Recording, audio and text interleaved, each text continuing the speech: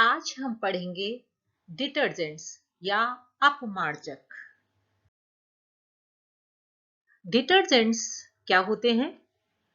लंबी हाइड्रोकार्बन श्रृंखला वाले तथा सल्फ्यूरिक अम्ल अथवा सल्फोनिक अम्लों के ऐसे व्युत्पन्न जो साबुन की भांति किसी सतह को धूल एवं चिकनाई से मुक्त करते हैं, अपमार्जक कहलाते हैं। क्योंकि यह साबुन नहीं होते लेकिन साबुन की भांति कार्य करते हैं, इसलिए इन्हें साबुन रहित साबुन कहते हैं। Means those long hydrocarbon chain containing sulfuric acid or sulfonic acid derivative which are capable of cleaning any dirty or oily surface are called detergents. As they are not soap, so they are also called as soapless soap. यानी detergents लंबी hydrocarbon श्रृंखला वाले sulphuric acid या sulphonic acid के व्युत्पन्न होते हैं। ये डिटर्जेंट्स सोप से किस प्रकार भिन्न है? सोप होते हैं सोडियम और potassium salt of fatty acid. यानी फैटी एसिड क्या होते हैं? Mono carboxylic acid of higher carbon, यानी इसको हम फैटी एसिड कहेंगे। यानी इसका जो हेड पार्ट है, ये देखिए यहां पर ये हेड पार्ट है, ये क्या है? COO माइनस Na+, और टेल पार्ट ये हाइड्रोकार्बन चेन है। लेकिन यहां पर डिटर्जेंट्स में ये जो हेड पार्ट होता है उस पर होता है SO3-, यानी यह डिटर्जेंट्स सल्फ्यूरिक एसिड या सल्फोनिक एसिड के व्युत्पन्न होते हैं, जबकि सोप कार्बोक्सिलिक एसिड्स के व्युत्पन्न होते हैं। तो डिटर्जेंट्स में एग्जांपल हम ले रहे हैं सोडियम लोराइल सल्फेट, इसका व्यापारिक नाम ड्रेफ्ट होता है। ये इसका जो आवेशित भाग है जिस पर माइनस चार्ज है, ये देखिए ये माइनस चार्ज है, ये इसका हेड पार्ट है, ये हाइड्रोफिलिक होगा यानी जल स्नेही होगा, और ये इसका टेल पार्ट है जो कि जल विरोधी होगा। Second is sodium para 1357 tetra methyl octyl benzene sulphonate. इसे हम सोडियम पैरा डोडेकाइल बेंजीन सल्फोनेट भी कहते हैं। इसका कॉमर्शियल नेम है सेंटोमर्स या नेकोनोल। ये इसका हेड पार्ट है और ये इसका पूरा टेल पार्ट है। ये देखिए इसमें 12 कार्बन की चेन है, देखिए 1 2 3 4 5 6 7 8 9 10 11 12। तो इसलिए हमने इसको क्या बोला है? पैरा डोडेकाइल। दो मीन्स 2, डेकाइल मीन्स 10, 10 और 2 12। तो सोडियम पैरा डोडेकाइल बेंजीन सल्फोनेट। इसमें आप देखिए जो हेड पार्ट है उस पर माइनस चार्ज है, अतः यह एनायनिक डिटर्जेंट्स के रूप में काम करते हैं। तो अब हम लेते हैं टाइप्स ऑफ डिटर्जेंट्स यानी अपमार्जकों के प्रकार। ये 3 प्रकार के होते हैं: anionic detergents, cationic detergents and neutral detergents. यानी जिसके हेड पार्ट पर माइनस चार्ज हो वो एनायनिक डिटर्जेंट्स के अंदर आएंगे, जिसके हेड पार्ट पर पॉजिटिव चार्ज हो वो कैटायनिक डिटर्जेंट्स होंगे, और जिसके हेड पार्ट पर कोई चार्ज न हो वो न्यूट्रल डिटर्जेंट्स कहलाएंगे। तो हम सबसे पहले लेंगे एनायनिक डिटर्जेंट्स। इसके लिए हमने देखे 4 प्रोपीन के मॉलिक्यूल लिए हैं। ये प्रोपीन का मॉलिक्यूल है 1 2 3 एंड 4।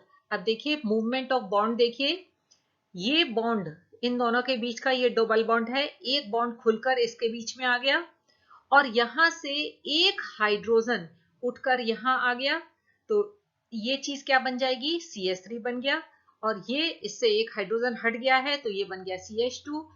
इसी प्रकार से ये चारों जुड़ जाते हैं, लास्ट वाला double bond as it is रहेगा। तो ये 12 कार्बन की चेन बन गई। अब इससे बेंजीन जुड़ेगा, तो डबल बॉन्ड यहां से यहां आ गया और H यहां से इस जगह आ गया। ओके, तो ये क्या बन गया?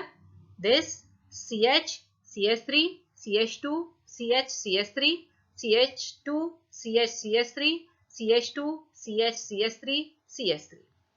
अब इससे सल्फर ट्राइऑक्साइड रिएक्ट करती है, तो देखिए क्या होगा, यहाँ का जो H है वो इसके पास चला जाएगा और ये SO3 यहाँ जुड़ जाएगा। अब इसके बाद हम इसकी रिएक्शन करते हैं सोडियम कार्बोनेट से, तो अब ये क्या हो जाएगा, सॉल्ट बन जाएगा, यानी यहाँ पर आ जाए H हट जाएगा और Na+ लग जाएगा।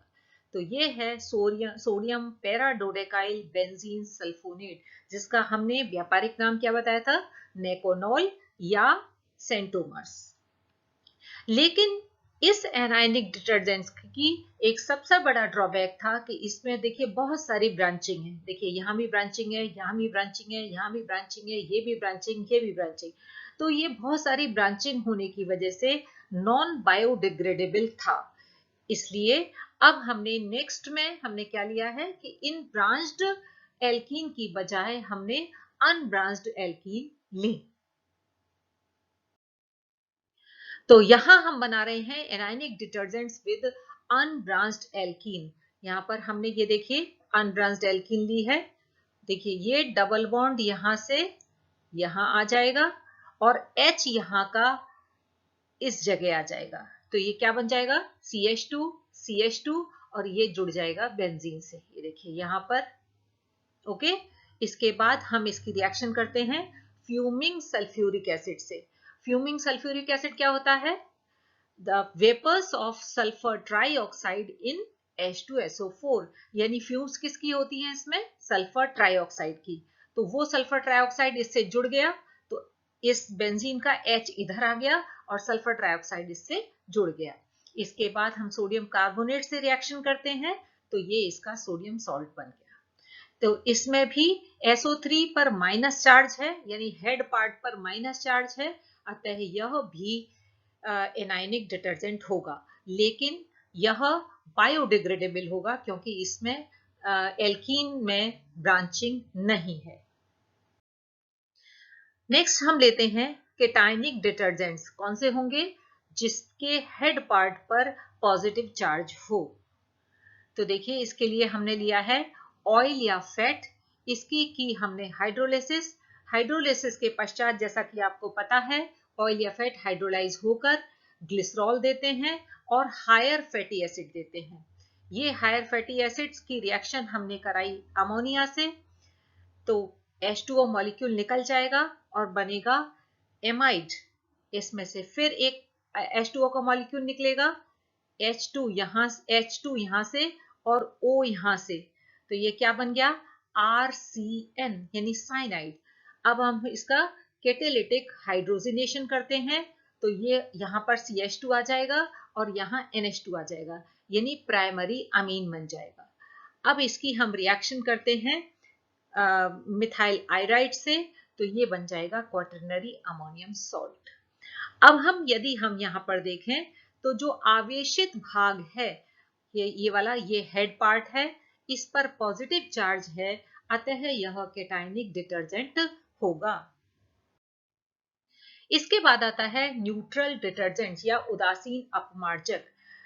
अब ना तो पॉजिटिव चार्ज है ना ही नेगेटिव चार्ज है, तो ये वाटर से सॉल्युबल कैसे होगा, और डिटर्जेंट्स को तो वाटर सॉल्युबल होना आवश्यक है। अतः इसके हेड पार्ट पर कोई भी पॉलीफंक्शनल ग्रुप होना चाहिए जो कि वाटर के साथ हाइड्रोजन बॉन्ड बना सके, ऐसा होना आवश्यक है। तो देखिए यहां पर ये हमने एक एग्जांपल लिया है पेंटा इरिथ्रिटोल मोनो एल्कनॉइड का, ये इसका फॉर्मूला है। इसमें ये वाला पार्ट हेड पार्ट है, हेड पार्ट में क्या लगा हुआ है, OH, यहाँ भी OH, यहाँ भी OH, तो ये एक ऐसा ग्रुप है जो कि वाटर के साथ हाइड्रोजन बॉन्ड बना सकता है, तो और अपमार्जक का ये काम कर सकते हैं। अब हम आएंगे what is the difference between soaps and detergents, यानी साबुन और अपमार्जकों में क्या अंतर होता है। साबुन, soaps are salt of weak acid, for example stearic acid, and strong base, यानी सोप वीक एसिड और स्ट्रॉन्ग बेस के सॉल्ट होते हैं, जबकि डिटर्जेंट्स स्ट्रॉन्ग एसिड और स्ट्रॉन्ग बेस के सॉल्ट होते हैं। यानी इसमें स्ट्रॉन्ग एसिड कौन सा आता है? Aromatic sulphonic acid. जैसा कि हमने पहले ही बताया था, डिटर्जेंट्स क्या होते हैं? सल्फ्यूरिक एसिड या सल्फोनिक एसिड के डेरिवेटिव होते हैं। वो कैसे होते हैं? Strong acid. तो डिटर्जेंट्स तो स्ट्रॉन्ग एसिड और स्ट्रॉन्ग बेस के सॉल्ट होते हैं, जबकि सोप वीक एसिड और स्ट्रॉन्ग बेस के सॉल्ट्स होते हैं। तो जब वीक एसिड है और बेस स्ट्रॉन्ग है तो सॉल्यूशन कैसा हो जाएगा? बेसिक नेचर का। तो it's aqueous solution is basic. और यहां ये दोनों चीजें स्ट्रॉन्ग है तो सॉल्यूशन कैसा होगा? Neutral. It's aqueous solution is neutral. हम यहाँ एग्जांपल ले लेते हैं। सोप क्या होते हैं? कार्बोक्सिलिक एसिड के सोडियम या पोटेशियम सॉल्ट है, तो RCOO minus Na plus plus H2O, ये क्या देगा? RCOOH plus NaOH। ये जो स्टीयरिक एसिड या पामेटिक एसिड या ओलेइक एसिड हैं, ये वीक एसिड होते हैं और ये स्ट्रॉन्ग बेस हैं। तो कुल मिलाकर सोल्यूशन कैसा हो जाएगा? बेसिक नेचर का हो जाएगा। और यहाँ पर देखिए, ये स्ट्रॉन्ग एसिड बना और स्ट्रॉन्ग बेस बना तो सोल्यूशन न्यूट्रल रहता है। एक और अंतर क्या है? इस सोप्स को हार्ड वाटर के साथ इस्तेमाल नहीं कर सकते, क्योंकि यह हार्ड वाटर में उपस्थित कैल्शियम और मैग्नीशियम आयन के साथ प्रेसिपिटेट हो जाते हैं, जबकि डिटर्जेंट्स को हार्ड वाटर के साथ इस्तेमाल कर सकते हैं, क्योंकि यह हार्ड वाटर के साथ प्रेसिपिटेट नहीं हो सकते।